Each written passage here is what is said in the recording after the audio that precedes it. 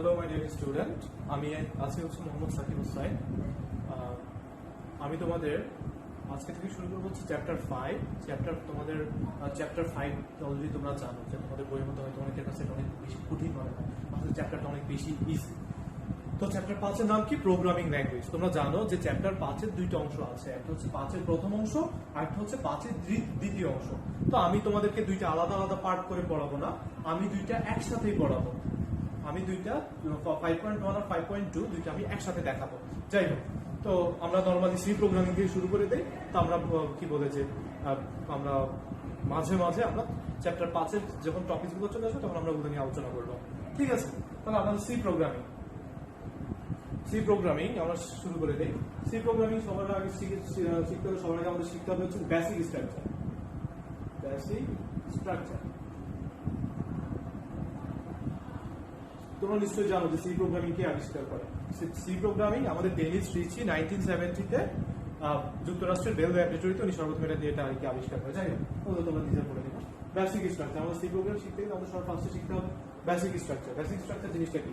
হচ্ছে যেটা প্রত্যেকটা প্রোগ্রামে মাস্ট থাকবে। আমাদের বেসিক স্ট্রাকচারটা কি দেখবো আমরা? হ্যাশ ইনক্লুড stdio.h, তারপরে মেইন দিয়ে ফার্স্ট ব্র্যাকেট, সেকেন্ড ব্র্যাকেট,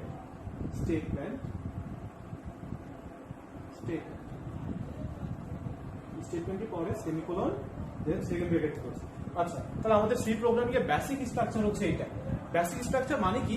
আমাদের প্রত্যেকটা প্রোগ্রামে এই লাইনগুলো থাকবে, তো এই লাইনগুলো কোন লাইনের কি মানে বা কোন লাইন দ্বারা কি বোঝানো হয় এটা আমি এখন তোমাদেরকে বলবো না, আরো দুই একটা ক্লাস পরে বলবো। তোমরা আপাতত জাস্ট মনে রাখো যে আমাদের প্রত্যেকটা প্রোগ্রামে আমাদের এই line hash include stdio.h, main দিয়ে ফার্স্ট ব্র্যাকেট, সেকেন্ড ব্র্যাকেট অবশ্যই লিখতে হবে। আর একমাত্র আমরা চেঞ্জ করবো হচ্ছে স্টেটমেন্টের অংশটা। স্টেটমেন্ট কোনগুলা? যেগুলো আমরা করতে চাই বা আমরা যা কিছু বলতে চাই বা করতে চাই ওগুলো হচ্ছে স্টেটমেন্ট। তাহলে আমরা স্টেটমেন্টের অংশটা শুধু চেঞ্জ করবো, আর প্রত্যেকটি স্টেটমেন্টের পরে কি সেমিকোলন দিতে হবে। ঠিক আছে, এটা হচ্ছে আমাদের সি প্রোগ্রামিং এর বেসিক স্ট্রাকচার। তোমরা নিশ্চয়ই জানো যে প্রোগ্রামিং ল্যাঙ্গুয়েজ কি বা কাকে বলে। তারপর আমি তোমাদেরকে একটু বলে নিই যে প্রোগ্রামিং ল্যাঙ্গুয়েজ কি।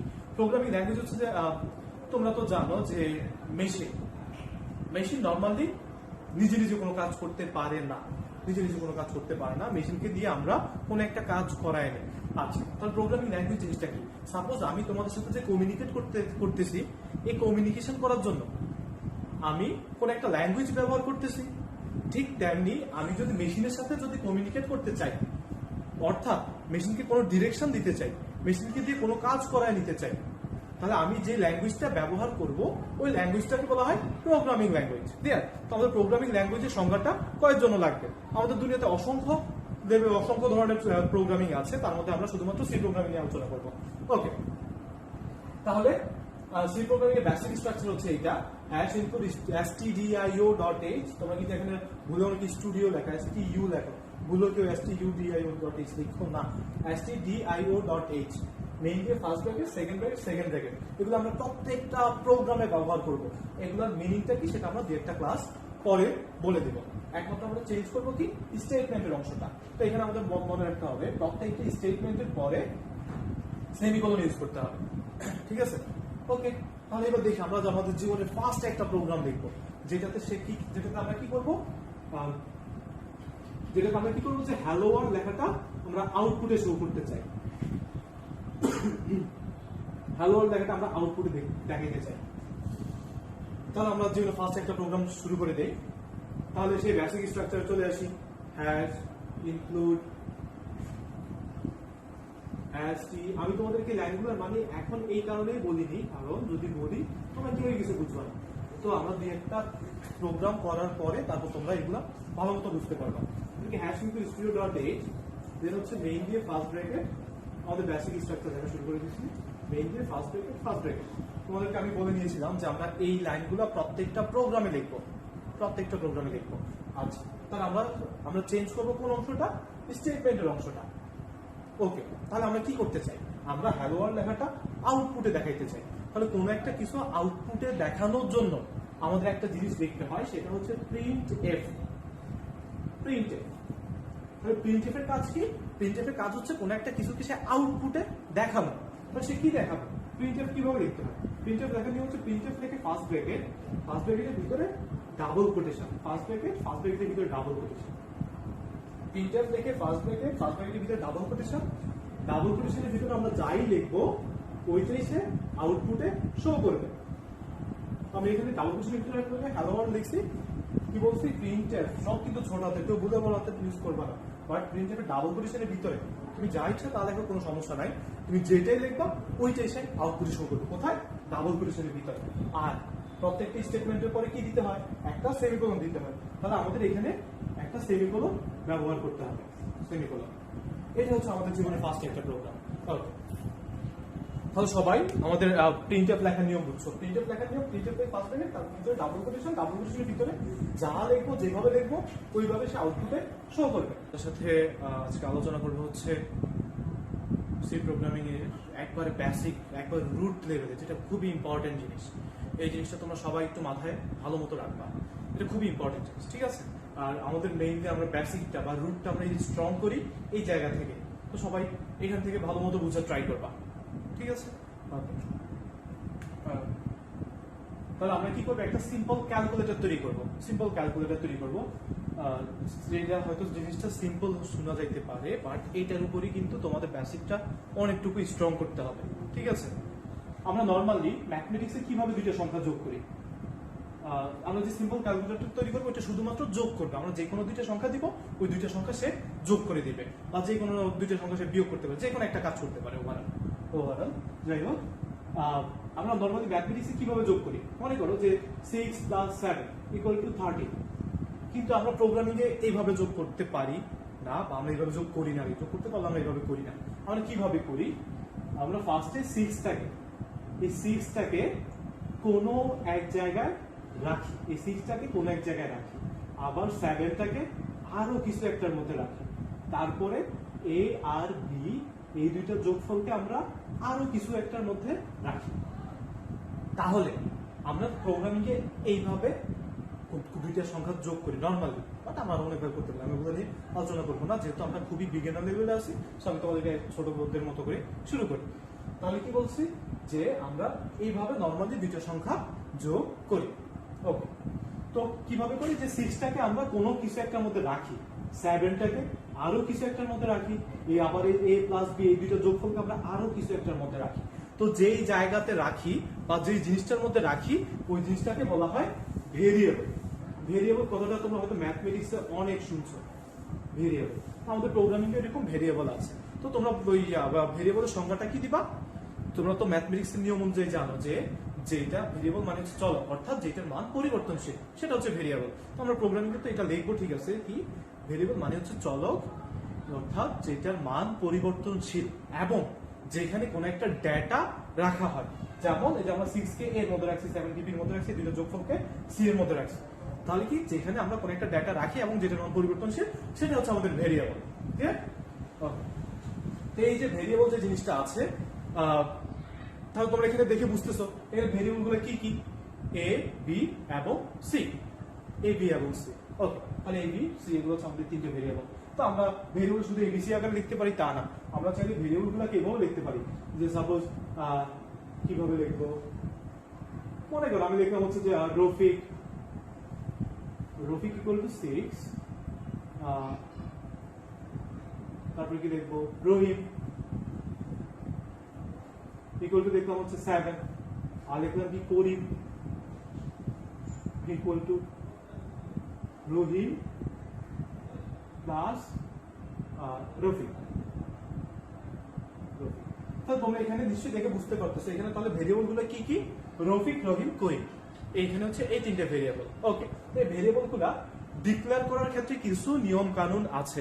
এই ভেরিয়েবল ডিক্লেয়ার করার নিয়ম আমাদের 2 মার্কসের জন্য খুব ইম্পর্টেন্ট। ইভেন এমসিকিউতে প্রায় সময় আসে ভেরিয়েবল ডিক্লেয়ার করার যে নিয়ম থেকে, আমাদের এমসিকিউতে প্রায় সময় আসে, আর খতেও কোশ্চেন আসে। তাহলে ভেরিয়েবল ডিক্লেয়ার করা বা ঘোষণা করার নিয়ম বা ভেরিয়েবল লেখার নিয়ম,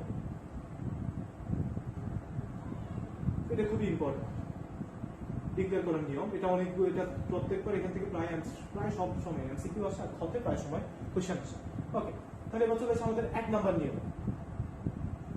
1 নাম্বার নিয়ম, এগুলো তোমাদের ব্যাখ্যা করে দেখতে হবে, বাট আমি আমাদের টাইম সেভ করার জন্য আমি হয়তো ব্যাখ্যা করে করবো না, আমি শর্টকাটে লিখবো। ভেরিয়েবল কখনো সংখ্যা দিয়ে শুরু হয় না। কিরকম? যেমন আমি যদি 1a লিখি, কি বলছে, আমি যদি 1a লিখি তাহলে এটা ভুল।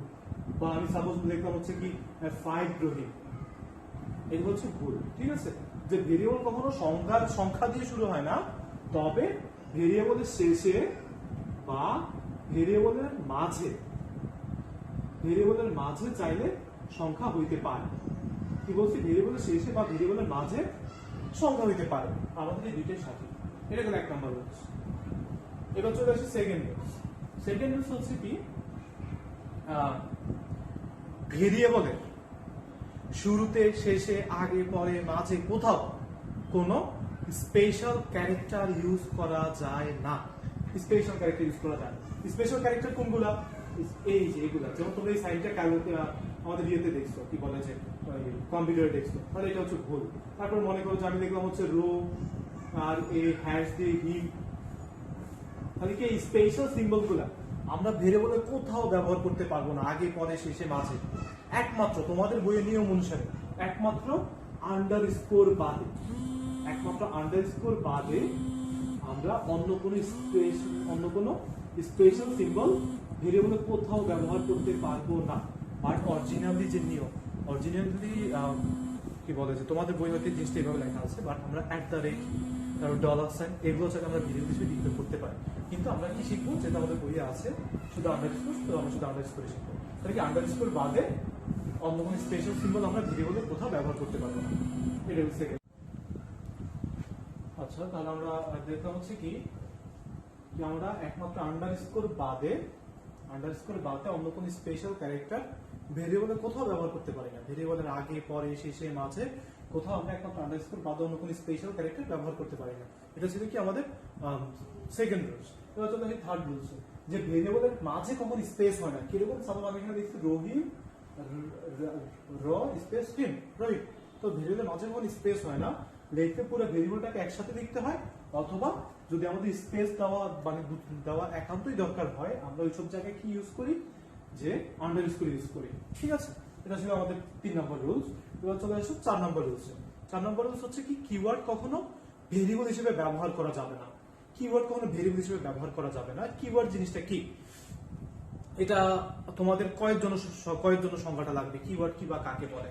কিওয়ার্ড হচ্ছে কি, কিওয়ার্ডের বাংলা অর্থ হচ্ছে সংরক্ষিত কিছু ওয়ার্ড বা আমাদের বিল্ট ইন কিছু ওয়ার্ড, যে ওয়ার্ডগুলা নির্দিষ্ট কাজ আগে থেকে আমাদের সফটওয়্যারটাতে বলে দেওয়া থাকে। কোন সফটওয়্যারে? যে সফটওয়্যার বা যে কম্পাইলারের মধ্যে আমরা আমাদের কোডগুলা লিখি, ওই সফটওয়্যারটাতে আগে থেকে বলে দেওয়া থাকে যে এই ওয়ার্ডটা এই কাজ করবে। কিরকম? সাপোজ প্রিন্টএফ যদিও কোনো কিওয়ার্ড না, প্রিন্টএফ নিজে কোনো কিওয়ার্ড না, বাট তোমরা দেখে আসো যে প্রিন্টএফ কি করে, আউটপুট দেখায়। তো এরকম কিছু ওয়ার্ড আছে, প্রিন্টএফ কিওয়ার্ড না, এরকম কিছু ওয়ার্ড আছে যে ওয়ার্ডগুলো নির্দিষ্ট কোনো কাজ আগে থেকে বলে দেওয়া থাকে যে এই ওয়ার্ডটা এই কাজ করবে, ওগুলো হচ্ছে আমাদের কিওয়ার্ড। আমি কিওয়ার্ড কখনো ভেরিয়েবল হিসেবে ব্যবহার করতে পারবো না। কিওয়ার্ডের সংখ্যাটা কয়ের জন্য লাগবে? এবার চলে আসো কেস সেনসিটিভ। আমাদের সি প্রোগ্রামিং একটি কেস সেনসিটিভ ভাষা, এটা আমাদের ক্ষয়ের জন্য কোশ্চেন লাগবে। তো আমাদের ভেরিয়েবলটাও কেস সেনসিটিভ, তো আমি এটা তোমাদের এখানে ব্যাখ্যা করে দিই। কেস সেনসিটিভ জিনিসটা কি? কেস সেনসিটিভ হচ্ছে যে এখানে আপার কেস এবং লোয়ার কেস, তোমরা নিশ্চয়ই শুনছো যে ছোট হাতের এবং বড় হাতের অক্ষর। অর্থাৎ আমাদের সি প্রোগ্রামিং মূলত কি করে, সে আস্কি কোডটা মেনে চলে। তোমরা নিশ্চয়ই শুনছো যে আমরা যখন কম্পিউটারে বড় হাতের এ লিখি, তখন কম্পিউটারটাকে 65 বা তার বাইনারি হিসেবে বুঝে থাকে। যখন আমরা কম্পিউটার ছোট হাতের এ লিখি, তখন কম্পিউটার এটা 97 এর বাইনারি হিসেবে কম্পিউটার বুঝে থাকে। তাহলে আমরা নিশ্চয়ই দেখতে পাচ্ছি যে বড় হাতের এ আর ছোট হাতের এ এক না। তাই আমরা বলতে পারি কি, সি প্রোগ্রামিং যেহেতু আস্কি কোড ফলো করে বা মেনটেন করে, সেহেতু সি প্রোগ্রামিং একটি কেস সেনসিটিভ ভাষা। অর্থাৎ এখানে বড় হাতের এবং ছোট হাতের দুইটা আলাদা জিনিস। তো তাহলে দেখি আমরা কি আমরা জাস্ট একটা সুডো কোডের মতো, আমি প্রোগ্রামিং এর কোনো রুলস এখন করাচ্ছি না, আমরা হয়তো আরো পরে দেখবো। মনে করো যে আমি বড় হাতের a = 6 লিখছি, ছোট হাতের b = 7 লিখছি, কিন্তু আমি এখানে কি লিখলাম, c = ছোট হাতের a + b। তাহলে এটা আমার ভুল। আমাকে কি করতে হবে, ছোট হাতের a না লিখে আমাকে বড় হাতের a + b লিখতে হবে। এটা হচ্ছে আমাদের কেস সেন্সিটিভ, অর্থাৎ আমি যদি বড় হাতের ব্যবহার করি আমাকে সামনে ওইটা বড় হাতেরই দেখতে হবে, আর যদি ছোট হাতের তাহলে ছোট হাতের। তো আমরা চেষ্টা করবো সবকিছু ছোট হাতে মেনটেন করে করার। এটা হচ্ছে আমাদের 5 নম্বর রুলস। এবার চলে আসে আমাদের 6 নম্বর রুলস। 6 নম্বর রুলসের কাজ কি?